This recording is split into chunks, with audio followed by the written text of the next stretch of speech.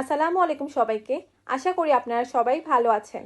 আমি নুসরাত জাহান হুমা, ঢাকা মেডিকেল কলেজের 5th ইয়ারের একজন স্টুডেন্ট। আমাদের অ্যানাটমির অন্যতম গুরুত্বপূর্ণ পার্ট হচ্ছে রেডিওলজি। আজকের এই ভিডিওতে আমি আলোচনা করব চেস্ট এক্সরে নিয়ে। এখন আমরা নর্মাল চেস্ট এক্সরে নিয়ে আলোচনা করব। এক্সরে হাতে নিয়ে আমাদের সবার আগে এক্সরে সাইড ডিটারমাইন করতে হয়। এখানে আমরা দেখতে পাচ্ছি আর মেনশন করা রয়েছে। সো এই সাইডটা হচ্ছে এক্সরে রাইট সাইড এবং এই সাইডটা হচ্ছে এক্সরে লেফট সাইড। বেশিরভাগ সময় এক্সরেতে সাইড ডিটারমাইন করা থাকে। কেস এক্সরের ক্ষেত্রে সাইড ডিটারমিনেশনের আসলে তেমন কোনো ভূমিকা নাই, বাট আমাদের অন্যান্য এক্সরে যেমন সুপ্রেক্স এবং ইনফ্রেক্সের এক্সরেগুলোর জন্য আমাদের রাইট সাইড কিংবা লেফট সাইড ডিটারমিনেশন করাটা খুব বেশি ইম্পর্টেন্ট। সেকেন্ডলি আমাদের ডিটারমাইন করতে হবে এক্সরেটার view. Normal chest X-ray usually posterior anterior অর্থাৎ পিএ ভিউর হয়ে থাকে। এটাও আমাদের এক্সরেতে মেনশন করা থাকে। আজকে আমরা রেডিও ওপেক এবং রেডিও লুসেন্ট নিয়ে আলোচনা করব।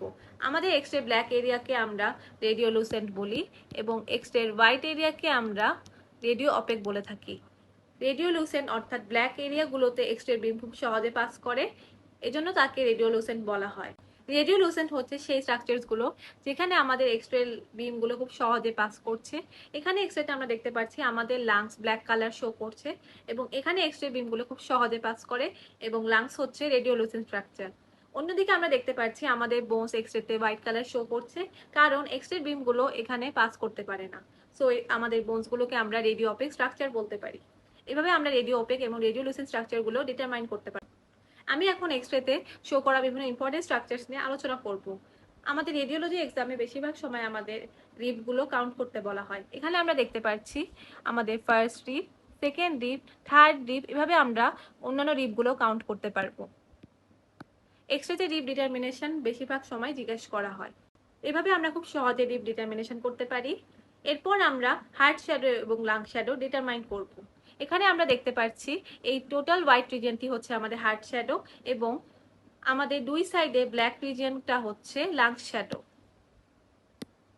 আমাদের লাংসগুলোর নিচে দুই পাশে আমরা রাইট এবং left dome of diaphragm determine করতে পারবো। আমাদের লেফট ডোমের তুলনায় রাইট ডোমের পজিশনটা একটু হায়ার থাকে। আমাদের লেফট ডোমের নিচে ফান্ডি গ্যাস প্রেজেন্ট রয়েছে, কারণ আমাদের লেফট ডোম অফ ডায়াফ্রামের নিচে স্টমাক প্রেজেন্ট রয়েছে। এক্সরের উপরের দিকে আমরা ট্রাকিয়া লোকেট করতে পারছি এবং এই এক্সরেতে বোনসগুলোর মধ্যে রিবের পাশাপাশি ক্ল্যাভিকেল এবং স্ক্যাপুলার অল্প একটু অংশ প্রেজেন্ট রয়েছে। স্ক্যাপুলার অংশটি এত ক্লিয়ারলি এই এক্সরেতে বোঝা যাচ্ছে না।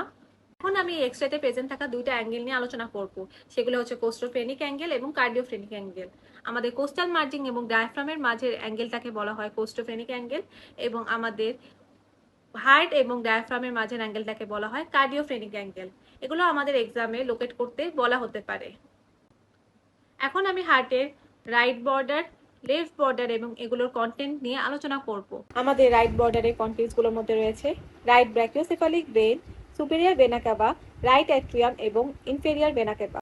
এবং আমাদের লেফট বর্ডারের কন্টেন্টগুলোর মধ্যে রয়েছে অ্যাওর্টিক নাকেল, তার নিচে রয়েছে পালমোনারি ট্রাঙ্ক, লেফট অরিকেল এবং লেফট ভেন্ট্রিকেল। আমাদের লেফট বর্ডারের উপরের দিকে একটি প্রমিনেন্স থাকে যাকে বলা হয় অ্যাওর্টিক নাকেল। এখানে এই এক্সরেতে অ্যাওর্টিক নাকেলটা ক্লিয়ারলি বোঝা যাচ্ছে না এবং এই অ্যাওর্টিক নাকেলটি ফর্মড হয় আর্চ অফ অ্যাওর্টা দিয়ে। মোটামুটি এই স্ট্রাকচারগুলো আইডেন্টিফাই করতে পারলে এবং এগুলো অ্যাসোসিয়েটেড কোয়েশ্চেন্স পড়লে আমরা এক্সামে রেডিওলজি রিলেটেড কোয়েশ্চেন্সগুলো কমন পাবো। এক্সামে যদি আমাদের এক বাক্যে এক্সরেটা ডেসক্রাইব করতে বলা হয়, তখন আমাদের অ্যান্সার হবে this is a plain X-ray chest PA view showing shadows of heart, lungs, both domes of diaphragm, ribs, clavicles, part of scapula and trachea. আমরা এক্সরেতে যা যা দেখতে পারবো সেটাই আমরা ডেসক্রিপশনে মেনশন করব। এখানে একটি বিষয় উল্লেখযোগ্য যে আমাদের এক্সরেতে যদি পিএ ভিউর বদলে এপি ভিউ মেনশন করা থাকে, তখন আমাদের এক্সামে এপি ভিউই বলতে হবে। এখানে এক্সরে সাইড এবং ভিউ আমরা কোয়েশ্চেনের এক্সরে দেখেই ডিটারমাইন করব।